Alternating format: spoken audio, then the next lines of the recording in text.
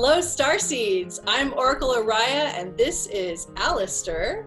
And I'm from the US, he's from the UK, and we are bringing you another steaming hot cup of cosmic coffee. And today's topic is pretty steamy. Alastair knows a little bit about it, but I haven't gone into full detail. So let me jump right in. The other day, I posted it was kind of like a checklist. It was a 10-point checklist of the stages that starseeds go through in their ascension process.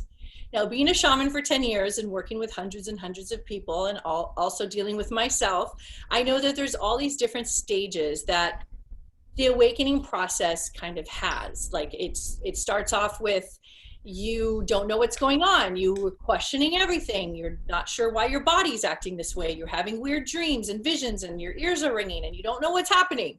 So you go online and find out there's other people having this experience, and this is how it starts. Now, as you go through time, and it takes, time, it's not linear, but we do go by the calendar, so that there is a form of like time passes that you go through your development and your breakthroughs, and you go through your advancements to learn about who you are and also about how to create your reality. And there's a lot of very similar stages that I have noticed through a lot of different starseeds. And if you don't believe you're a starseed, or you don't know what a starseed is, it just means you are originated off planet, but you are living and embodying a human experience. You have other planetary lineages. So far, so good. So as we get to number 10, and of course I'm fitting it on a small post. So there's only there's a picture and there's 10 points. And it was not really fully planned to be like a big dissertation. It's not supposed to be 1,000 points. It's only just 10 points, just easy reading. The point was to let people know kind of what stage they're in, so they can either look forward to the next stage or they can kind of gauge where they're at. Now, a lot of people found this very, very helpful. And the last stage, which was number 10, which is the stage where Alastair and I love to talk about all the time in our shows, which is you get to a state of realizing there is a non-dual existence happening. You are neutral, you are having your earth experience, you are enjoying your human experience, you are not at odds with anyone, there's no fear-based conversations, you're not looking for confrontations, you're not trying to prove anything, your ego doesn't need to be fed, you are 100% surrendered into the love that you are sharing your gifts, and usually by the time you get to this stage, level 10, you eventually go to 11, which is you kind of are already working with people usually by then, and you are a healer and you're a teacher. So you go back and help people through the ascension process. Very innocent, very simple, not a big deal. So now, of course, 99% of the people, or maybe, about 98 to 90% of the people that responded were so happy for this list. And it kind of went viral, like really fast. And I was like, wow, that's true. I was looking at it. I haven't really seen this list and no one's really done this before. So I could see why this was helpful. And people were thanking me and they were telling me their stage they were in, and people were talking to each other. It opened dialogue. I was so happy to see people very in different stages of the ascension process. There were so many thousands of people that were saying, me, I'm in there, I'm going through my awakening. And it's so uplifting to see how many people are actively involved. There was a few people who are not at the stage where you're totally surrendered, that are still trigger prone. And they were not happy with the list, and they were not happy I wrote it. They were not happy that I put it in a format of 10. They were not happy that I have the audacity to think I know anything about ascension. They were not happy or care that anybody else is really enjoying the list or got something from it, or even was for the first time sharing where they're at with others. They don't care about that. And that's because the stage they're in is still the stage called division, where you're divisive. That means you're not one yet. Okay, we're not in the oneness conversation. We're in the you did it wrong conversation. The other thing is there's people, and this is my big explosion I warned Alastair I was going to do at the beginning of the show. So, and then I'll be done and then we can talk about it. So keep going. Okay. So then there were people who were they're teachers, like quote unquote, that are new teachers to the game of ascension and self-mastery and awakening, and they are on Facebook Live and they are on YouTube and they're on, they're sharing their goods and they're talking about wisdom teachings basically. However, because they're not all the way there yet, which is fine because I've been there myself, so their conversations are a little dualistic and fear and good versus evil, and the aliens are coming in January 2021, there's this and that happening. So when that starts happening, you have to understand there's a lot of young starseeds that are just awakening, listening to this, thinking this is the final frontier, like this is the ultimate conversation. The problem with that, and the reason why I even made the post, was because I want to help the new people that are just coming in, that don't know which way to look. And if they go listen to people telling them that this ascension that's happening on the planet right now has never happened before. Now, there's been many, many big waves of awakening that has happened in our civilizations and other civilizations. And on top of that, yes, it's the first time globally through the internet. We know that all of us are going through it at the same time. However, the way they speak about it is that you better get on the ship, you better get on the ark, this is it. If you don't do this now, and we're gonna go, it's like we're back to the Bible again. We might as well go back to Revelations. We're back into the same drama of good versus evil. And I'm like, oh my God, does this ever end? And so then I thought, these people are saying they're teachers, and they have hundreds of people logging in and talking to them, and everyone's having like, oh yes, yes, yes. And so as a responsible shaman, I said, okay, listen, I'm just going to take care of the young kids. I'm going to take care of the newbies, the ones that are coming in that are going, what's going on? What aliens? What are we talking here? So I wrote this checklist to help them to see, listen, this is stages of, awareness. And if you notice stage 6 and 7, which is in the middle, okay, the middle, it says they believe in good versus evil and darkness versus light as separate things. Now, that's not the highest teaching. Obviously, as you start to go along, you realize universal law is oneness, meaning light and dark together is one, yin and yang, male and female, everything together, nothing separated, everything's God. This is a universal teaching, and this is the most advanced teaching. If your teachers are not saying that, you're not with an advanced teacher. And I have been holding back saying that way because I'm trying to be polite and not disturb anybody.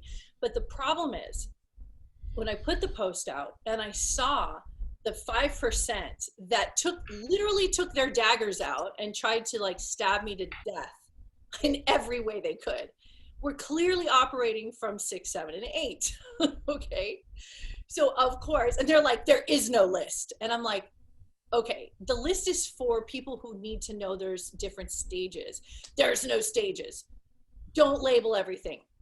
Okay, well, my shoes are all different in my closet, and my food is different on my plate. So it's okay to list what's on my plate. That's all I'm doing.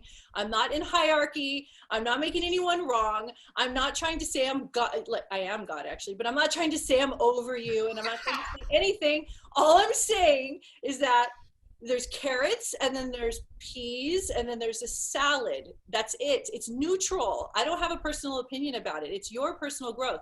There was one guy, which I appreciate. There was a couple people, and I applaud you.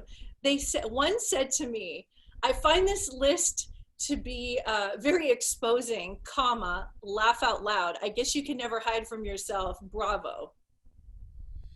That was an upgrade right there happening. Okay, then the other person said, this is very exposing. I don't think I can do it. And I'm like, okay, that's fine. You'll do it when you're ready. Other people put it out there because they're like, what the fuck? I don't care. I'm just having my experience. It's for me anyway. Hello. Yes. So the point is, this experience in ascension is for you. Some people, and then this other guy who was right, and I forgot to say this, I posted this on 24 other Starseed groups, this original post.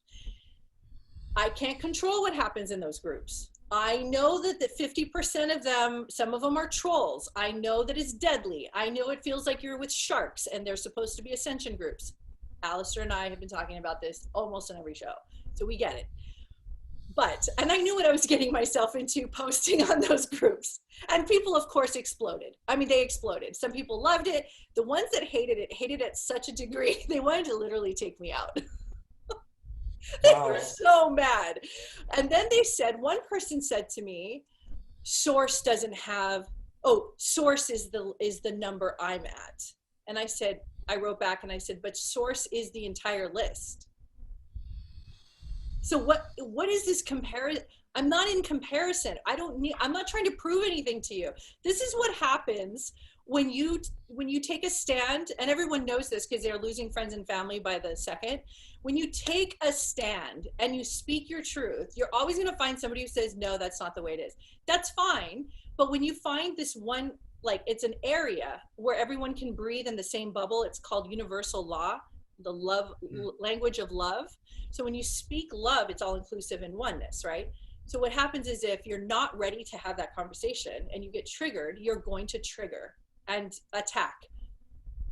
Last thing I want to say, I do not allow anybody to attack my group, United Starseed Connections group on Facebook. And I'm the founder, and Alastair is one of my founding members as well. I'm not into shark attacks. I don't believe in it. I don't think it's necessary for you to attack people when they're just this little precious angel just opening up like this and saying, where am I? Like, you don't need like a freaking shark attacking your face. So what I do on my group is I say, no, no, no, not allowed here. I'm very meticulous with the posts and the comments, and my founding members, thank God, they're all on the same page. So they even will tell me if there's a troublemaker in the spot. I instantly delete and block. The space is clean and like coral reef. You can let your fins out and you can relax and you can talk about your ascension and say things you can't say to anyone else. And everybody just loves you like it should be. Fine.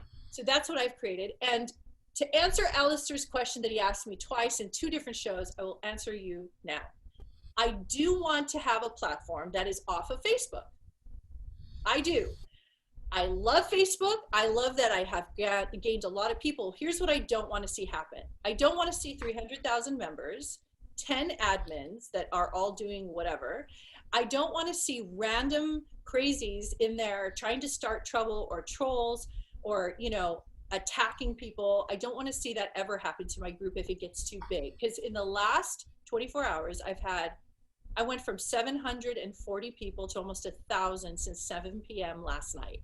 So that's how fast this post went viral. And I got a lot of new followers. But of course I have to tell everybody, hey, if you can come in here, but you got to know the rules. We're not attacking people here. It's not what we're doing here. So I got it all off my chest, pure Taurus style, had to say it all. I'd love to hear your feedback, Alastair. And how do you feel now? What was that? How do you feel now that you've given voice? I just gave birth. I feel really good. Fantastic. That's great. That's good to hear. No, I thought it was a good list. It's like very concise. Should we read the list? What? Should we read the list? No, we haven't read it. We haven't read it out. No, it should. I've got it here. Tell you what, should we alternate? Yeah, let's alternate. Would you like to take number 1 Sure. or shall I? You can take number 1 while I pull it up. Okay, so number 1, this is all new and you're trying to figure out what is happening to your body. And this is in reference to the stages of awakening. So my question was, what stage of awakening are you in? So Alastair just said that is stage 1. Right? Okay. Yeah. Stage 2. You have accepted you are in an energy body and you are consuming as much info as you can about waking up. Number 3, you're excited to know that you're a starseed and starting to connect with the other versions of you. Number 4, you have done some healing work on yourself and you're starting to get used to the idea that you are awakening. Number 5, you're learning about teachers, healers and light workers and are deciding if there is a war between light and dark or not. Of course, Alastair takes that one. Number 6, you realize that you can only be around non-fear-based conversations. You have been deep healing your past and your current body. Number 7, you have begun to heal people. You are learning about your own energy and lifestyle choices. Number 8, you have found peace, living a non-dualistic approach and only believe in oneness. You are excited about your ascension and are starting to understand there are different stages that starseeds are awakening into. Number 9, you have had many metaphysical experiences and have been healing for many years. You are now in a stage of silence and refining your teachings, your abilities, and finding more expression. Number 10, you are beginning to fully relax into the human experience again. 100% immerse the way you want to and are enjoying life to the fullest. You have come full circle, aliens and all. You are enjoying being on the planet. Congratulations, keep on shining. So that was the post. I forgot to also say that there was people who said, how can you put a time limit to this? And I said, where did I put a time limit? This took me 20 freaking years. What are you talking about? No, I didn't say anything about time. Each stage can go in 5 minutes or 5 years. You don't know how long and how stubborn and how whatever you are. You have no idea how long it's going to take you. And like the other thing I noticed as well, like from my own experience, is sometimes you might be at one stage and then you get a look through the window of something that's 3 or 4 stages down the line, just going, hello. And some people said they would cruise through 3 stages, like touch base, and then go back and forth until they've resolved all their issues. A lot of people are saying between the stages of 8, 9, and 10, 8 and 9. 8 seemed to be not so much of a trouble for people, but when they got to 9, right before full surrender, that's where everybody just hit the wall because it was so hard. This last stage is the hardest stage. And so somebody said to me, well, isn't this an endless thing for the rest of your life? And so here's the answer. Yes, it is. So here's how I see it, is that once you reach this stage of 10 where you fully surrendered, there's a whole nother program waiting for you, which is now, how are you going to share this information? What are you going to do? How are you going to live your life now? Now that you don't know this, are you going to go live on a mountain by yourself? Are you going to write 400 books? Are you going to talk on YouTube? What are you going to do now that you have figured out how to do it and want to help someone else? Pass the torch. So then you keep going through the stages. Like people say, I've been round and round these stages before. I agree to that, but I would modify that statement, because once you understand the full surrender on number 10 and you go completely to oneness, you never have to repeat that one again because you just stay in that vibration. It's the only thing I would say, that I don't repeat the cycle over in that way. But I do have to reevaluate and always connect to what's next and how do I want to live my life. But Alastair, what I'd like to talk to you about personally, I want to ask you a question about this because I know you've had personal experiences in this area. Can we talk about the people who are so aggressive in Starseed groups? Yeah. So there's trolls, and then there's people who are actually just really pissed off that they haven't actually fully surrendered yet and they want to take everybody down with them. What's been your experience? Well, for me, it's quite an interesting one because I'm involved in a span of different communities, which is why I've kind of been like the submarine since I've come, fully into my awareness. So it's like now I'm kind of going out with a lantern, chatting to people, seeing what's going on. And I think that the list is a really good microcosm of that, the experiences of the list, where people are saying, how dare you define this? How dare you say that there's a process? How dare you say that there's some kind of hierarchy? There isn't a hierarchy. Why do they bring hierarchy into it? You're not even talking about hierarchy and they bring it in. Well, I don't think that they can understand that energetically there's energy that's maybe older and more powerful and more vast and infinite. Because as much as we realize we're infinite energetic beings, we're only going to get like a lunchbox size amount of that awareness in this lifetime, just because of the nature. And even though that could be magical and Jedi-like and stuff, when you go over to your true state of energy, it's going to be, we really can't even put it into words. We just get little glimmers. And I think a lot of people that are like this, they seem to. We're gonna have two camps here. We have the young tryptamine adventurers and the socks and sandals kind of old school new age folks. let me say, I'm going to go with the younger ones first, because things that, like any kind of reverence or hierarchy or anything that is to do with integrating the three energy bodies and the physical body is always like, no, it's like haram, basically. You can't talk about it. They've, like, for each generation there's aspects of the conversation that they're closed off to because of the previous generation's dogma for one reason or another. That's really interesting. Yeah.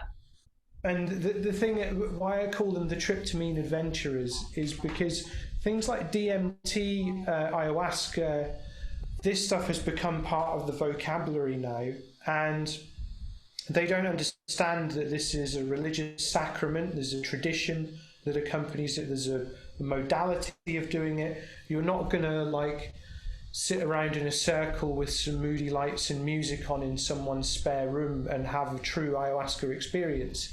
But for them, suddenly, a glimpse into the window, then they come back with very fixed ideas upon things and then say, you can't be in the conversation if you've not done what I've done. Right. Oh my God, that's so true. Can I ask you what would happen if Jesus, Buddha, Muhammad, name any others, if they opened a Starseed account, or so do you think that they're going to be attacked? They would, right? Well, yeah, it's like they say the biggest problem Christians have now in the Western world is living like Christ. Because as soon as you go into your God self, you'll be persecuted. That's been going on since the beginning of time. So what about if the universal consciousness opened up a Facebook group? Then again, it would be ridiculed. And questioned.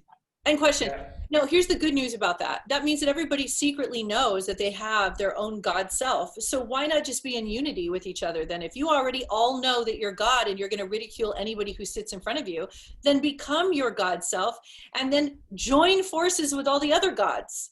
If this is a God conversation, let's just tear the covers off. Let's all talk to each other from our God self instead of attacking each other, and say, since we're all creator gods, even the ones who pretend they're not, but they're the first ones that'll tear down anyway, you were talking. And, kind of like staying in the same bracket, the other issue there is the idea of surrender. They view surrender as submission.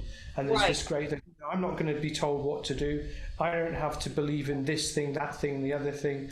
It's, again, in the UK, there's a lot of groups that are made up of people from their kind of 20s through to mid 40s that will just rail against anything that is seen as outmoded. You have people railing against monogamy and lost in a sea of amorphous polyamory because they believe that it's outmoded, but what it really means is they don't have the balls to go into their trauma body and do the deep work and connect with their genuine latent fear of intimacy.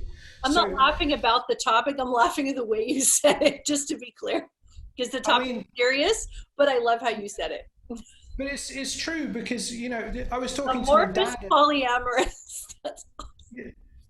Well, you can't drain the swamp if you are the swamp, put it that way.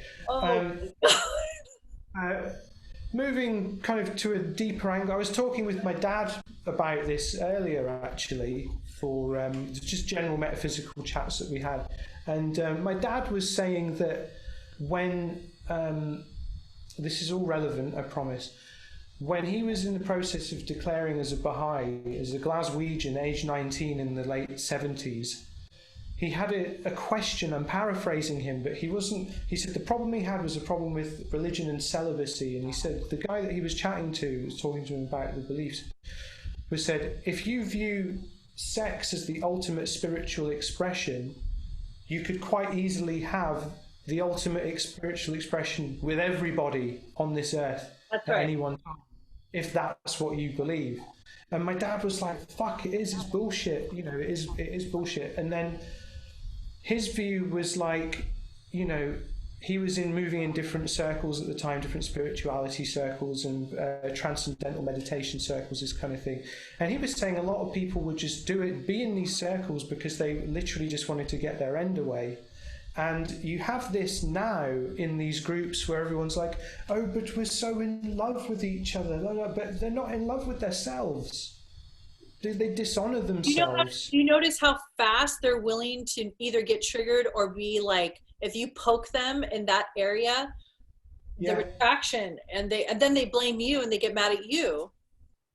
that's it, because you don't realize that this is another barrier, because to connect with the truth of source, we have to go right the way down into the bottom of the canal, get all of that stuff and bring it up and out and clear it so the river runs clear. Absolutely. You know, so that's the kind of the problem on the younger end of the scale. You know, in that there's anything that's viewed as a system, or anything that's an organized school of thought or practice, interferes with their own personal relationship of the divine, which certainly just boils down to live, laugh, light. Let's not talk about anything that may be challenging, Right. which is very dangerous, because that bypassing approach prevents you from connecting with the higher energies, which is really just you on a higher frequency, and bringing that down into harmony with the energy body inside of you, and then the higher self, but then connecting that into the ground. So we're like, the human self is like this, the place where the spirit and the earth meet, and they're denying themselves this experience, because now we want an approach to, say, spirituality in that other realm that is fast, easy, accessible, no strings attached, whereas really that will be the framework that is just applied to everything, kind of, you know, post 60s, even though the folks who became enlightened in the 60s are the one that are making the world crap now. So what does that tell us? You know, was all the acid for nothing? Was all the free love for nothing? Basically, I gotta tell you, you know, because the matrix is the universal, it's not the universal, but it's the consciousness, the collective consciousness of the planet. So we all stick into this group of like, am I doing it the way that I was told to do it? Am I doing the right thing, based on a framework that is outdated? So when you step out of that framework and you start having these, like what some people might consider an outlandish view of life, or so extreme, which is actually just more updated, more upgraded view of life, what happens is people will get so scared right here that their beliefs are so shaky. That's why they never really fully commit to the spiritual path. So they will kind of veer back. They keep going back into their old framework because that's what they know. That's how they were raised. That's what people told them. That's what the news says. That's what your grandparents say. You're supposed to do the right thing. So it's what you were talking about, like the hippie movement, which they really carved this huge giant chasm for us to really kind of go through. So they had good intent, and then there was one that some of them lasted, and I'm going to be interviewing one of them tomorrow night. His name is Stephen, and Meller is his last name, Mehler, Muller, I think is how it's pronounced. And he is an Egyptologist, and he is a master, like he's in his 70s, like this is 55 years. And he started out as a hippie, and he's still a hippie, and he's amazing. And he's going to talk about matriarchy and patriarchy and the whole thing. But what Alastair was talking about is these hippies, they didn't really believe with these psychedelic experiences. They didn't believe it was real. They didn't believe they could have more. They didn't believe that they were actually God's self. So what did they do? They partake. It was a cool fad. It was something cool that was happening. They wanted to belong, get laid, and then they left and went back into politics, back into whatever, and created whatever mischief that they're in now. And it's because they never actually took it in. So there's some hippies who actually were authentic in their, you know, like Ram Dass is a perfect example, which I got to meet, and he was pure love. So these are the people that I have the ultimate respect for. The ones that, anyone that's, I'm going to look in the camera, don't see it, anyone that is true to their shit, right, no matter how the voyage, I respect you fully. Yep. You know, and we're maybe talking like 1/3 of the culture there that have stayed true, given us these amazing different things, you know.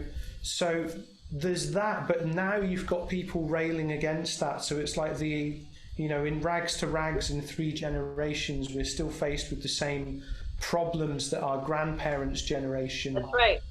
tried to address. Right. But it's got a different fake beard and pair of glasses on it, but it's fundamentally the same thing. It really is the same.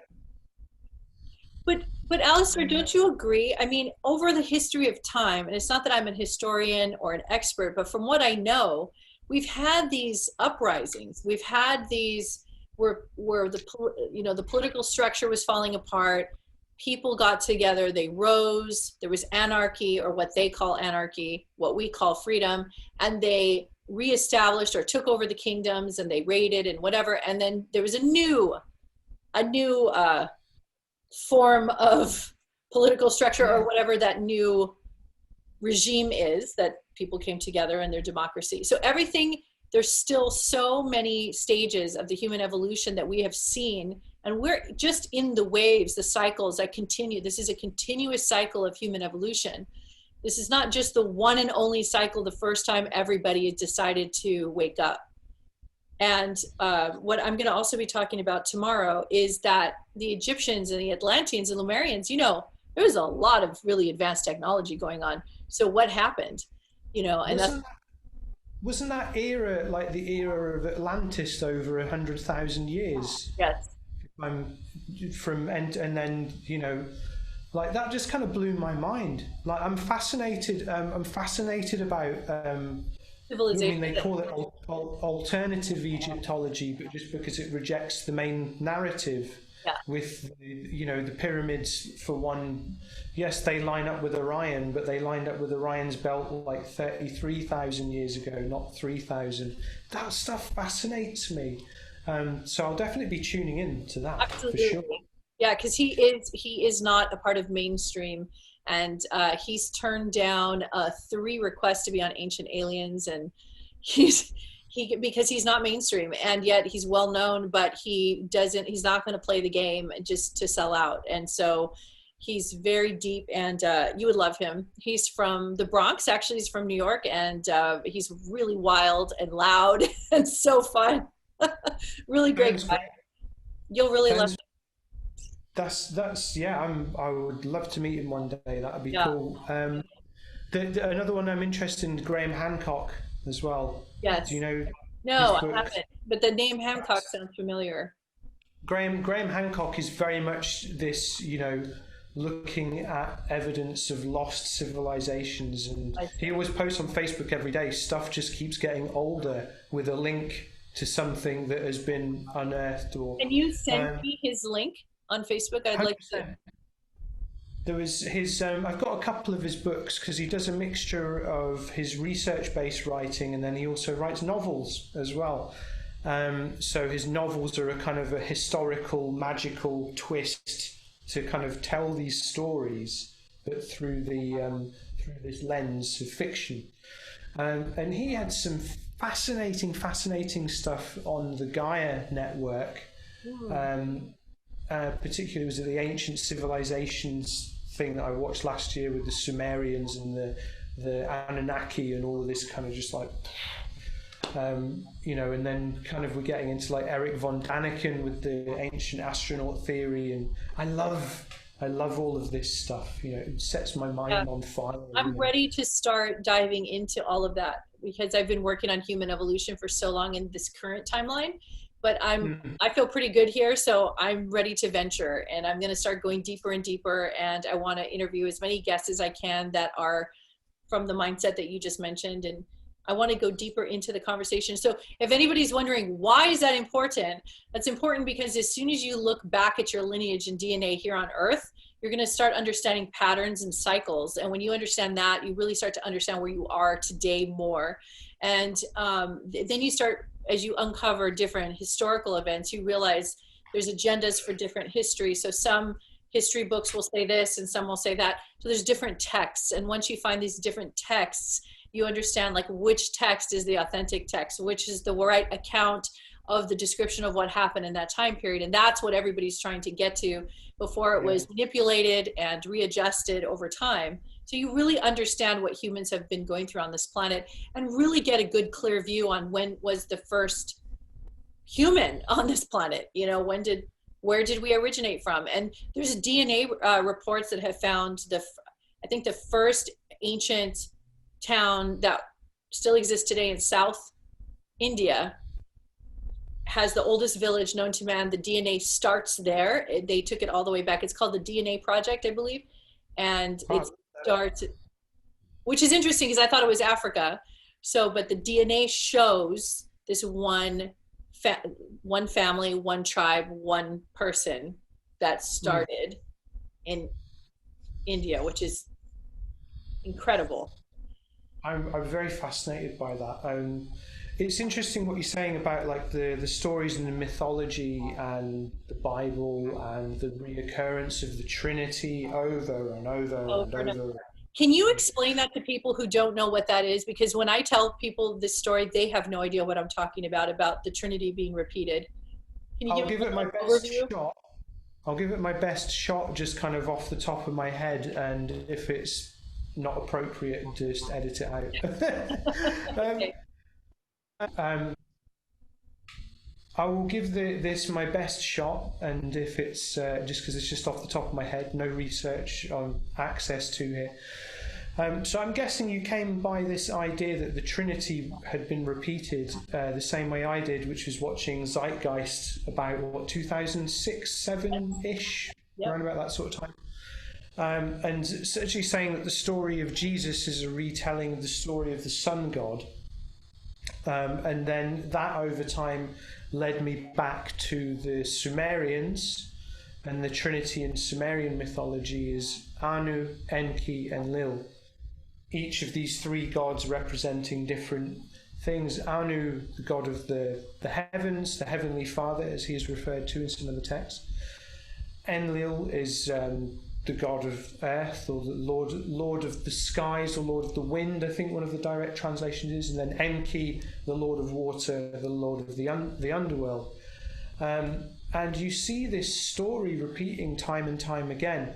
But it seems to be that with the polytheism, it was a case of there was too much to worship out there, and then you'd have people arguing over different gods and who was right and all this kind of thing. And I believe it was one of the Egyptian pharaohs who said, let's just stop worshipping all of these different gods and we'll just worship the higher force. You know, right. I can't remember which pharaoh it was. Your mate tomorrow will probably be able to tell you exactly like that. Yes, who it was. And then even if we go into the Bible, in the earlier passages of it, you see references to polytheism. Gods are referred to in plural in certain places. So it's interesting. Why was this story repeated?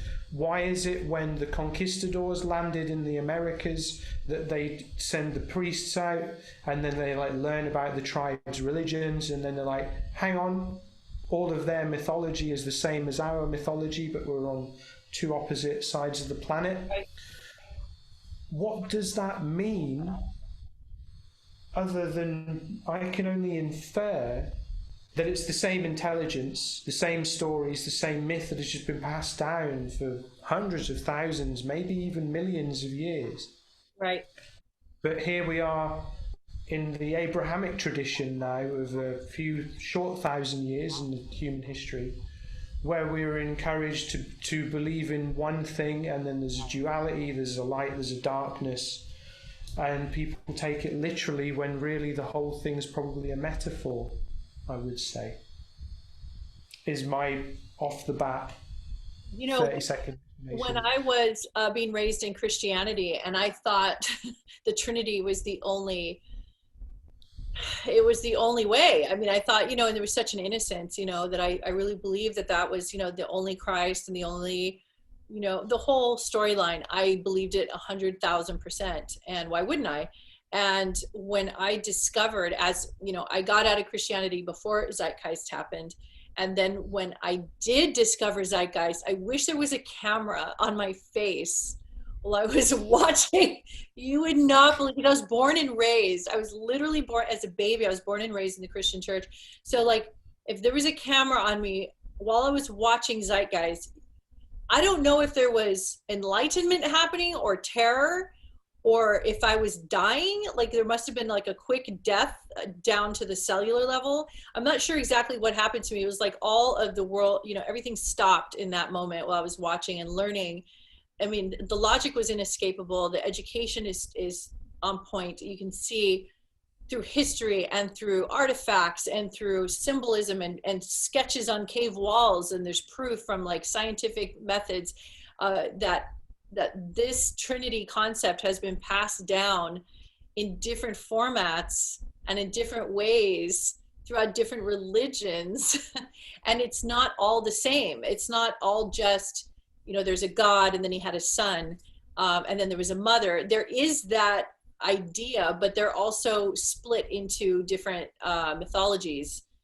But the idea that there is a Trinity, but yeah, going back to Enki, I mean, that is another one. That was like probably the oldest story. Well, this is it. This is where it gets interesting for me fundamentally, because this is where we start to get into what I would. This is where it's bottom of the screen. Real shit. Here it comes. Enki is an interesting character because Enki is said to be the one who altered the DNA of man, to become what we see as humans today. And we look back into the different what's the word? Because there's however many of them.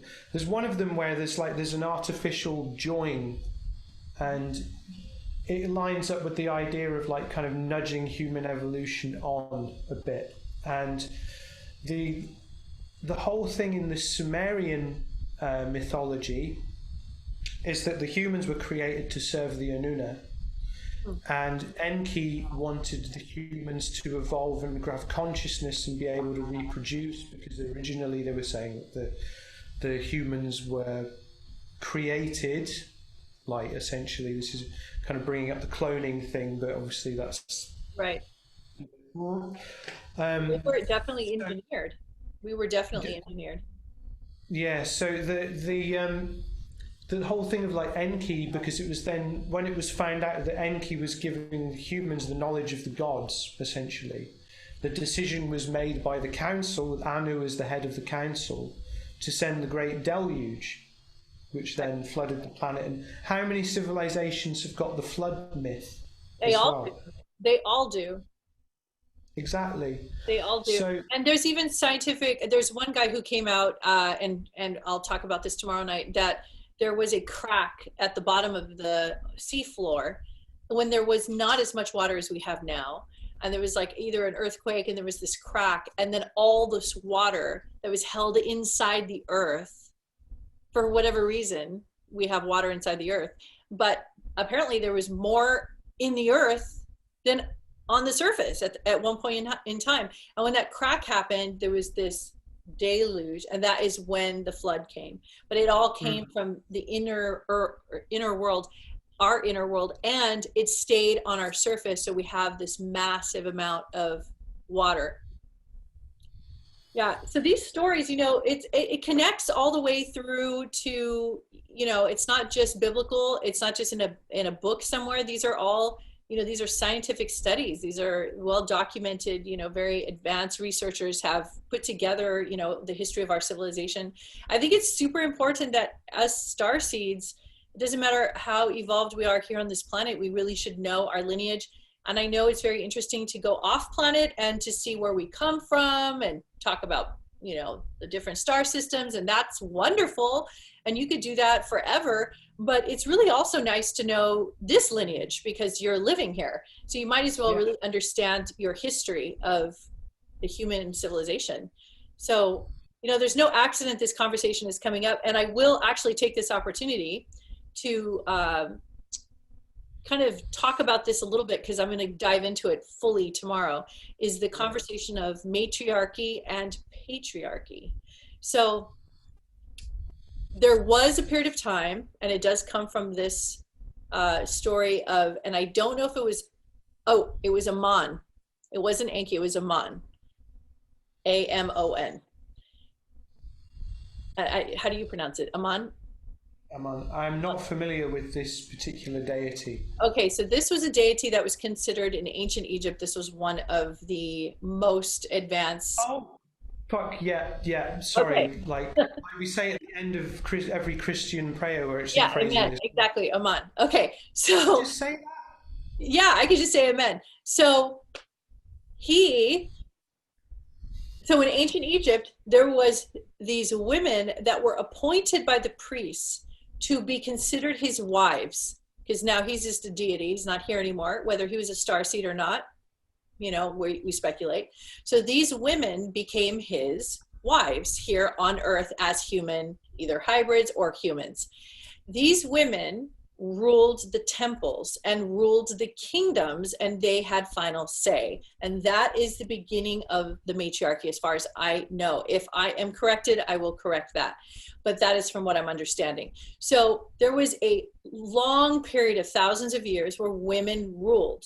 And that was because they gave birth, they fed children milk, they had compassion and empathy. There was more of their empathic nature was more, available, whatever, because of just evolution, whatever the reasons were. So women ruled.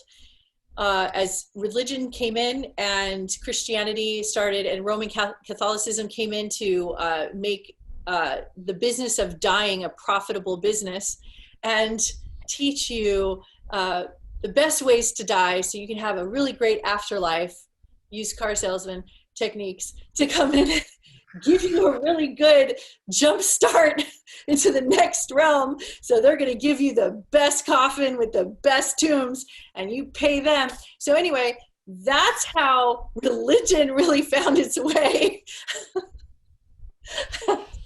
And so as religion started to become something that should be revered and they had power, they decided that women, probably because we were seeing through it, but they had to be contained. And so there was some pharaohs that were women that were switched over in history books in the history to be scratched out and told that they were men, but they were actually women, which we will talk about that tomorrow. I'll find out more details on that because that's new for me. To be a fly on the wall in that conversation tomorrow. Exactly. It's going to be amazing. And he promised, because he has so much information, that if there's more, we can do more shows. So we don't have to just do the one.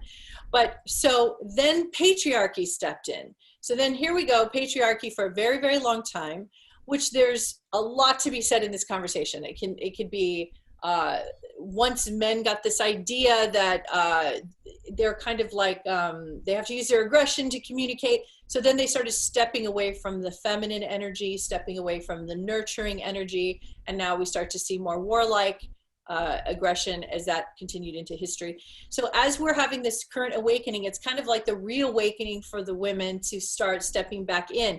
And the reason I think it's important to have this talk, for obvious reasons, because women have been oppressed and, it's just been so difficult. So us women are saying, well, it's time for us to take our rightful place. Not that we need to rule, but we can equalize and we can now come back to homeostasis. It would be probably the first time in history that's happened, that we're all on equal footing, which I think that's where we're going. It's interesting that you mention this, because also, like with Enki, Quetzalcoatl in the Mesoamerican tradition, Osiris in the Egyptian tradition as well, all of them were very, very pro balance. For example, Enki taught the women the language of the Sumerian high priests, because he had the view that the women bear the children, so therefore their station in society should be high. And it's very interesting that you say this, because for me it's like there's already three things I can think of that back this up, And then we go back into the Celtic traditions as well, the Mother Earth, Druidry, that all of that stuff was very, very divine, feminine, sacred feminine, but the balance as well. The balance is key, and I think it's like you say, isn't it? We're coming back to balance. The pendulum's gone that way, it's going this way, and then ideally, that's what's maybe not in our personal lifetimes as these avatars, but we can at least throw some fuel on the fire while we're here. Absolutely. I mean, the younger generation, I could already see it's begun, because my kids are 28 to 29. Oh my God, 28 to 14. And I already see in the way they communicate, and they've had to educate me in the early days when I was just trying to understand equality. They come already very, like most children do, very equalized. So they are continuing the tradition. Now they're in their 20s, 30s, they're growing up, and they're keeping these views of equality. So you'll meet a lot of young people, millennials and young people, who are very equally balanced. They don't see men and women as different stations or classism or anything. They see them all as one. It's very refreshing, especially it's good. Yeah. Yeah, I felt like you're in that group, right? You're one of the older first. Yeah, I felt like a scout, like a member of the scout team for that. Well, you were one of the first ones, probably, because you're in your 30s, correct? Yeah. So you were one of the first ones in your generation to start probably standing up and speaking up towards equality, because my generation was still suffering from it. We used to get so much shit for this, so much, because guys would think you stick up for a woman, it means you want to sleep with them, and it's like, no, that's bullshit. We just want to actually make sure that you see that this is a person who is intelligent, sensitive, and their views are as valid as yours, and actually probably more valid than your own bullshit views. And we'd speak out about this, and people just couldn't hack it. I've still got friends that make jokes like it's the 70s. In England there is a real. Oh my God, I can't handle that. I know, in England there's a real issue with. I know we've touched on it a fair few times about structural racism in society, but this is like another structural sexism. The two things come together, and just in this kind of very casual way. And I remember, the whole sort of alternative comedy movement in the 80s, they were all like, well, we don't want to make jokes about sex, we don't want to make jokes about sexuality or race, which doesn't sound like a lot now, but at the time, revolutionary. But that comedy still endures to this day, and it's still great, because it was that moment from 81 through to 98, 99 of just gold, really great comedy. There was still some echoes of the old stuff, but there was so many, this stable of comedians that were just constantly. It was the best filmmaking time. That was it. I mean, I've actually mourned. I've had deep mourning for this filmmaking group of people, from everybody who's doing films to television to actresses to comedians. My heart just breaks and aches for them, and hopefully we have a resurgence. And I have a filmmaking background, and that's one of my missiles in the sky that I have sent out, is that I promise to bring back and help bring back the meat of our storytelling. So is it you are going to be responsible for bringing down Hollywood, because you're there? Wow, that sounds really, really fun. I just don't like, the crap that's coming out now is just pure crap. And, it's so ridiculous. I mean, I know that the television programming is different for the US and the UK, but we can share different platforms. And, and there are some good things that we really like, but oh my gosh, I mean, the things that are being greenlit are just, it's just that repetitive numbness, that repetitive bland food with no texture. And, you have to go to independent filmmaking to get anything of value. but to get on mainstream, um, I can just, it's a whole nother show just on entertainment and education, because I live in Hollywood, California. I was born in Hollywood. I live out here. I've been in the industry a long time.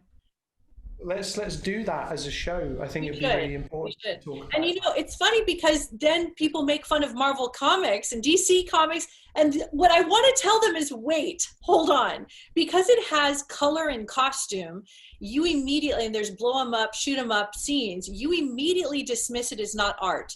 But let me just tell you something. If you were to step back enough, you're going to take a look at some of the most advanced communication coming through the planet from the alien level. You call it sci-fi.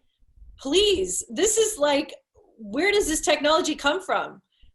Why is this happening? It's happening for a reason. These storylines about, you know, it is some good versus evil storylines, and we all know that has to be a part of the superhero storyline for now, until we change that. But we all just understand. You go to the dentist, you have a tooth pulled, until there's different technology for that. So we're not mad at them for that. Oh, that's a touchy subject. Yeah. So sorry. My psychic abilities escape me all the time. It's fine, man. Don't worry. I just don't like the injections. That's all it is. You know. Okay, so you're going into surgery when? It'll be 11:30 a.m. UK time. What day? Friday morning. Tomorrow. Day after. Day after tomorrow. Sorry, I don't. This will be tomorrow when this drops. Okay, so day after tomorrow. So, okay, now this surgery, it's not going to be as bad as you think, but you will be swollen. Yeah. So we may not have a show next Tuesday. Depends on how swollen you are. I can be like your cosmic Marlon Brando, you know, from The Godfather, like.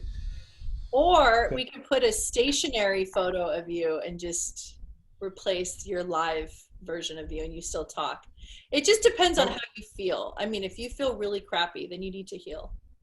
I mean, I might be high on painkillers, so it could be funny. But the interesting thing, just kind of ping back to Marvel, because we've been rerunning the movies. We're on Ant-Man and the Wasp was last night, so it's Captain. I love Ant-Man. It's just great, isn't it? But I remember watching a very interesting. No, that's too conspiracy. I don't want to talk about it. Star Trek. Yes. Why is it that Dr. McCoy in the 60s had a device that could heal you with sound? Yeah, why is that?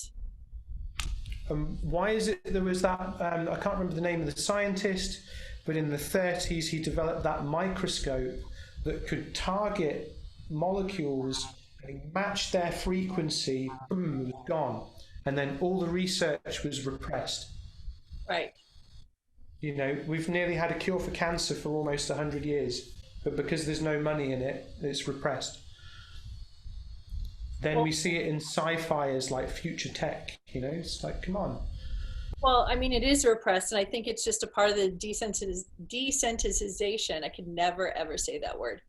Desensitization of alien technology. Just like us going through this big political mayhem that's been happening, and in the middle of it, fast disclosure from, who was it, the Senate, the Congress, that said... CIA, wasn't it? They released those documents talking about... Oh yeah, by the way, aliens exist, like we all already know.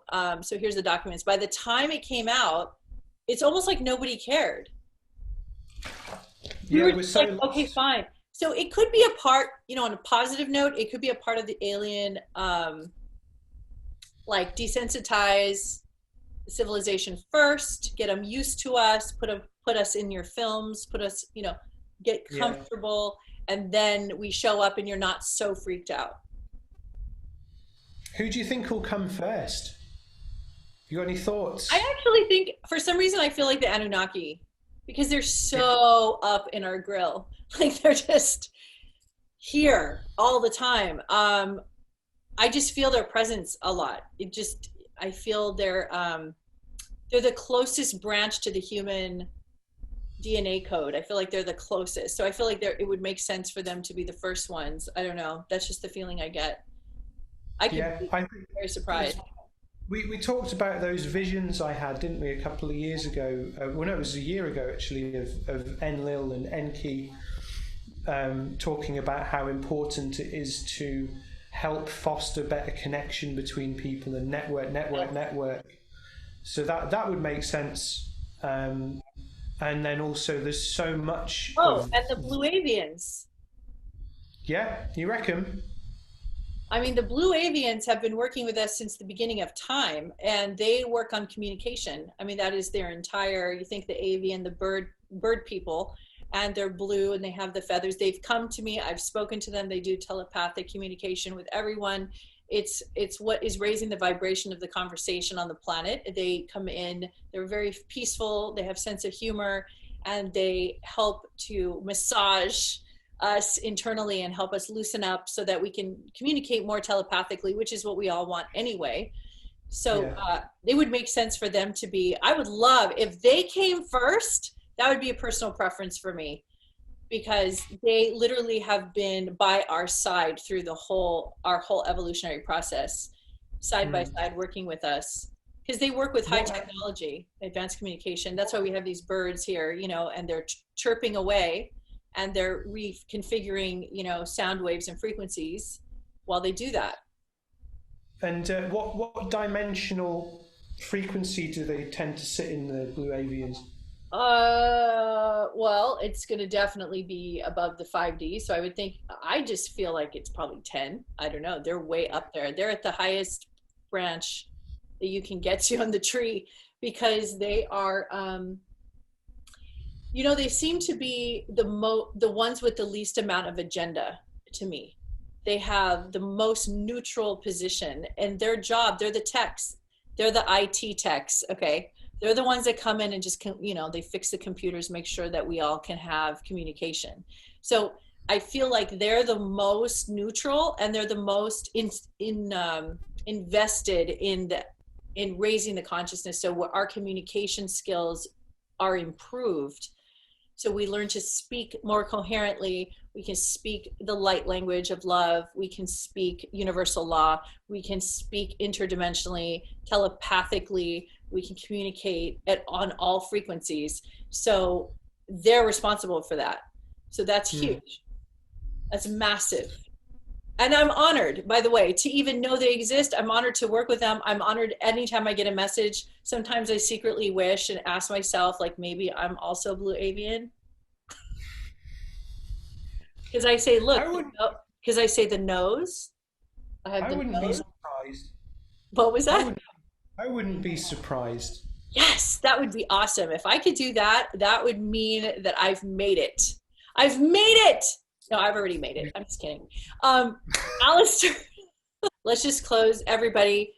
The further we go on to our, develop our show, I just want to say that it just gets funner and funner and funner, and it's just going to get wilder and wilder. So you guys just really strap in, because Alastair and I are just barely warming up right now, okay? So we have so much more that's coming, and we just can't wait to share it with you. And we love that we jump around to different topics, because that's like a normal conversation. So you guys are just joining us.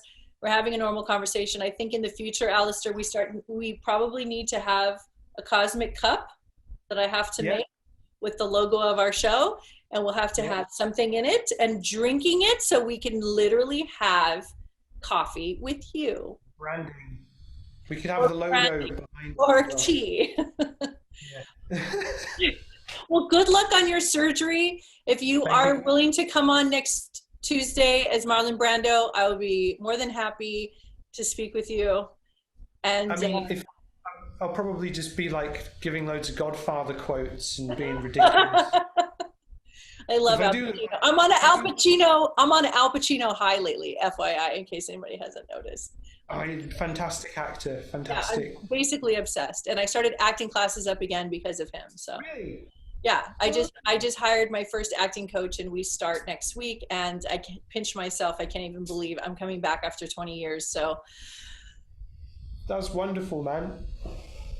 Thank you so much, everybody. Love you guys. See you next week, hopefully. And thank you, Alastair, for your time. Much love, brother.